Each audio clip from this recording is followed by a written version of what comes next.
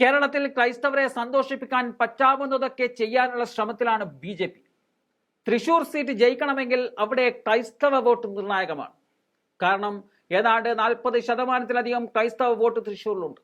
അതുകൊണ്ട് തന്നെയാണ് സ്വർണ്ണ കിരീടവുമായും ചായ സൽക്കാരവുമൊക്കെയായി BJPക്കാർ അരമന കയറിയിറങ്ങുന്നത്. എന്നാൽ ഇന്ത്യയിൽ എന്താണ് ക്രൈസ്തവർക്കെതിരെ BJP ഭരണകൂടം ചെയ്യുന്നത് എന്ന് തുറന്നടിക്കുകയാണ് യുണൈറ്റഡ് ക്രിസ്ത്യൻ ഫോറത്തിന്റെ റിപ്പോർട്ട്. BJP ഭരിക്കുന്ന ഉത്തർപ്രദേശിൽ ക്രിസ്ത്യൻ വേട്ട അതിക്രൂരമായി തുടരുകയാണ് എന്നതാണ് ഏജൻസിയുടെ റിപ്പോർട്ട്.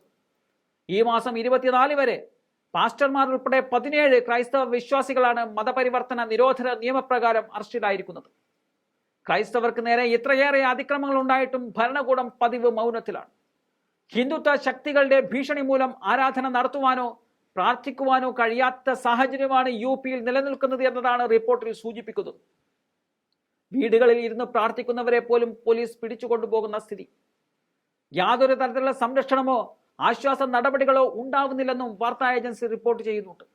ഭയാനകമായ സ്ഥിതിയാണ് സംസ്ഥാനത്ത് നിലവിലുള്ളതെന്നും വാരണാസിയിൽ പ്രവർത്തിക്കുന്ന ഇന്ത്യൻ മിഷണറി സൊസൈറ്റി പറയുന്നുണ്ട്. സംസ്ഥാനത്ത് പ്രവർത്തിച്ചിരുന്ന പാസ്റ്റർമാരിൽ ഒട്ടുമിക്ക പേരും പ്രാർത്ഥനാ യോഗങ്ങൾ അവസാനിപ്പിച്ചിരിക്കുകയാണ്.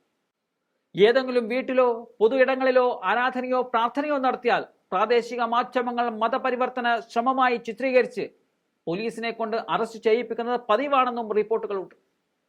പോലീസിന്റെയും മാധ്യമങ്ങളുടെയും പ്രവൃത്തികൾ മൂലം സാധാരണക്കാരായ നാട്ടുകാർ പോലും ക്രിസ്ത്യാനികളെ സംശയത്തോടെയാണ് കാണുന്നതെന്നും പറയുന്നുണ്ട്. യോഗി ആദിത്യനാഥ് അധികാരത്തിൽ വന്ന ശേഷമാണ് ക്രൈസ്തവ വിശ്വാസികൾക്ക് നേരെയുള്ള അതിക്രമങ്ങളും പോലീസ് നടപടികളും വർദ്ധിച്ചിരിക്കുന്നത്. ഇതര മതസ്ഥരുമായുള്ള വിവാഹങ്ങൾ പോലും നിയമവിരുദ്ധമായി പ്രഖ്യാപിച്ച് പോലീസ് നടപടികളിലേക്ക് പോകുന്ന അവസ്ഥയാണ് അവിടെ ഉള്ളത്.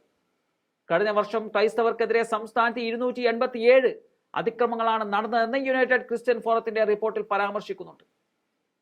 ക്രൈസ്തവരെ തേനും പാലും നൽകി സൽക്കരിക്കുവാനുള്ള ശ്രമങ്ങൾ BJP നടത്തുമ്പോൾ യഥാർത്ഥത്തിൽ എന്താണ് ക്രൈസ്തവർ അനുഭവിക്കുന്നത് എന്ന് പ്രത്യക്ഷത്തിൽ കാണിച്ചു തരുന്ന റിപ്പോർട്ടാണ് ഇപ്പോൾ കഴിഞ്ഞ ദിവസം പുറത്തു വന്നിരിക്കുന്നത്.